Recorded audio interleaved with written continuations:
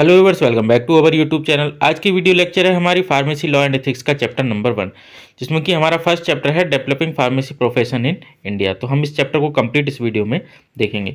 तो हम सबसे पहले देखते हैं general principles of pharmacy law and ethics, pharmacy law and ethics के सामान्य सिद्धांत। तो इसमें हमारी क्या है, फार्मेसी लॉ एंड एथिक्स एक फार्मेसी की शाखा के अंतर्गत आती है जिससे कि ड्रग्स फार्मास्यूटिकल प्रोडक्ट्स विधिवत रूप से क्रय तथा विक्रय कार्य से पेशेंट को मिल सकें। ठीक है, तथा इस सब्जेक्ट से हम ये भी जानते हैं कि कार्य के लिए कौन सी फार्मेसी एक्ट, किस कार्य के लिए यहाँ पे किस होगा, किस कार्य के लिए कौन सी फार्मेसी एक्ट कब बनाया गया, तथा साथ साथ हमें उसके नियम व दंड आदि की जानकारी भी मिलती है। किससे मिलती है? Pharmacy law and ethics subject से। इन कानून व्यवस्था के माध्यम से अच्छी क्वालिटी की फार्मास्यूटिकल प्रोडक्ट्स को तैयार किया जाता है। मतलब कानून व्यवस्था होगी तभी अच्छी फार्मास्यूटिकल प्रोडक्ट्स जो हैं या दवाइयाँ हैं वो पेशेंट को मिल सकेंगी। हमारी नेक्स्ट हेडिंग है फार्मेसी लॉ एंड एथिक्स के सिद्धांत निम्नलिखित हैं। तो क्या है?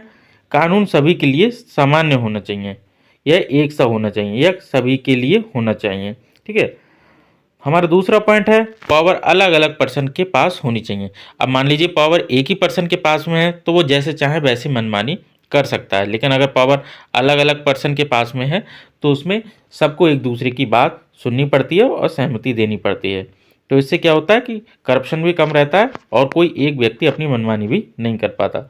सभी के लिए कानून व्यवस्था समान होनी चाहिए, वही बात आ गई। ठीक है, हमारा नेक्स्ट पॉइंट है एक अपराध के लिए एक ही व्यक्ति को एक ही बार सजा मिलनी चाहिए। मतलब एक अपराध किया है किसी व्यक्ति ने तो उसको एक ही बार उस अपराध के लिए सजा मिलनी चाहिए, ऐसा नहीं कि एक ही अपराध के लिए बार बार उसको सजा मिल रही है। किसी भी अपराध के लिए तुरंत कार्रवाई करके उपयुक्त निर्णय लिया जाना चाहिए। मतलब किसी व्यक्ति ने कोई अपराध किया है तो उसके ऊपर तुरंत कार्रवाई होनी चाहिए और जो भी दंड उसके लिए है उसको वो मिलना चाहिए।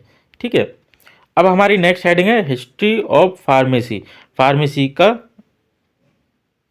ये यहाँ पे गलत हो गया है, हिस्ट्री ऑफ फार्मेसी, यहाँ पे फार्मेसी का इतिहास लिखा जाएगा। मैंने सिद्धांत लिख दिया है तो आप इसको करेक्ट कर लेंगे। ठीक है, हिस्ट्री ऑफ फार्मेसी, फार्मेसी का इतिहास, मैंने यहाँ पे सिद्धांत लिख दिया है, ये गलत है। ठीक है, पुराने समय में फिजिशियन सीधे तौर पर फार्मेसी प्रैक्टिस में इन्वॉल्व रहते थे। ठीक है, Hippocrates the father of medicine ने सबसे पहले प्रिस्क्रिप्शन को बनाया और उसके अनुसार मेडिसिन को डिस्पेंस किया।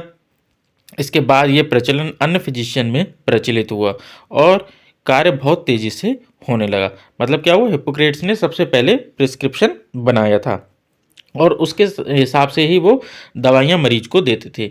फिर बाद में ये और फिजिशियन को इस बारे में पता चला कि ये टेक्निक है या मतलब ये तरीका अपनाते हैं कि बीमारी सुनकर हम उसका एक प्रिस्क्रिप्शन तैयार करते हैं और फिर उस प्रिस्क्रिप्शन के हिसाब से दवाइयाँ निकाल लेते हैं। तो फिर ये बाद में तेज़ी से बात ये बढ़ने लगी। ठीक है, जिससे कि फिजिशियन पर वर्कलोड बढ़ने लगा। अब ये जाहिर सी बात है, वर्कलोड तो बढ़ेगा, प्रिस्क्रिप्शन भी तैयार करना है, पेशेंट काउंसलिंग भी करनी है और दवाइयों को भी निकालना है, डिस्पेंस भी करना है। फिर उन्हें एक सहायक की आवश्यकता पड़ने लगी। उन्हें एक अपना मतलब वही सहायक, हेल्पर, असिस्टेंट कुछ भी बोल सकते हैं, उसकी आवश्यकता पड़ने लगी।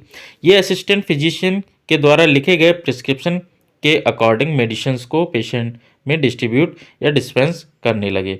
ठीक है, आप समझ रहे होंगे। फिर इन्होंने असिस्टेंट रखे और वो क्या करने लगे, ये फिजिशियन जो होते थे वो प्रिस्क्रिप्शन लिखते थे डॉक्टर, और जो असिस्टेंट थे वो क्या करते थे, उस प्रिस्क्रिप्शन को पढ़कर दवाइयाँ मरीज को दे दिया करते थे या डिस्पेंस कर दिया करते थे। बाद में ये असिस्टेंट को वेल ट्रेन करने के लिए फार्मेसी एजुकेशन का प्रारंभ हुआ। इन्हीं असिस्टेंट को वेल ट्रेन करने के लिए क्या हुआ, फार्मेसी एजुकेशन का प्रारंभ हुआ तथा फार्मेसी एक्ट को बनाया गया। भारत में फार्मासिस्ट सबसे पहले भेषज नाम से जाने गए थे, ये बात आपको ध्यान रखनी है। ठीक है, अब हमारी नेक्स्ट हेडिंग है various act related to pharmacy profession. 20वीं शताब्दी में 20वीं सेंचुरी में भारत के अंदर फार्मेसी से रिलेटेड कोई रूल्स और रेगुलेशन नहीं थे।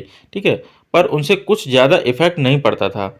1927 में स्टेट काउंसिल ने गवर्नमेंट को एक प्रस्ताव दिया कि फार्मेसी प्रोफेशन के लिए रूल्स और रेगुलेशन को इफेक्टिव बनाने के लिए नए रूल्स बनाने के लिए कहा गया। ठीक है, इसमें क्या हुआ, हमारा नेक्स्ट पॉइंट है, फिर 11 अगस्त 1930 में ड्रग की इंक्वायरी RN चोपड़ा की अध्यक्षता में एक कमेटी का गठन किया गया, जिसे ड्रग इंक्वायरी कमेटी कहा गया। अब हमारा नेक्स्ट पॉइंट है, 1948 में फार्मेसी एक्ट को बनाया गया। ठीक है, 1919 में पॉइजन रिलेटेड सब्सटेंस के लिए एक एक्ट बनाया गया, जिसे पॉइजन एक्ट 1919 कहा गया। ठीक है, ड्रग एंड कॉस्मेटिक एक्ट को 1940 में बनाया गया था। इसके बाद में क्या हुआ, 1945 में ड्रग एंड कॉस्मेटिक एक्ट को लागू कर दिया गया। ठीक है, नेक्स्ट है हमारा 1954 में drug and magic remedies act बनाया गया। ठीक है, 1960 में प्रिवेंशन ऑफ क्रुएल्टी और टू एनिमल एक्ट को पास किया गया था। अब लास्ट है हमारा narcotic drug and psychotropic substance NDPS। इस एक्ट को कब बनाया, 1985 में इसको पास किया गया था। तो ये था हमारा फर्स्ट चैप्टर, जो कि हमने इसमें वीडियो लेक्चर में कंप्लीट कर लिया है। वीडियो आपको कैसी लगी कमेंट करके बताना। अगर आप चैनल पर नए हैं तो चैनल को सब्सक्राइब करना, वीडियो को लाइक करना।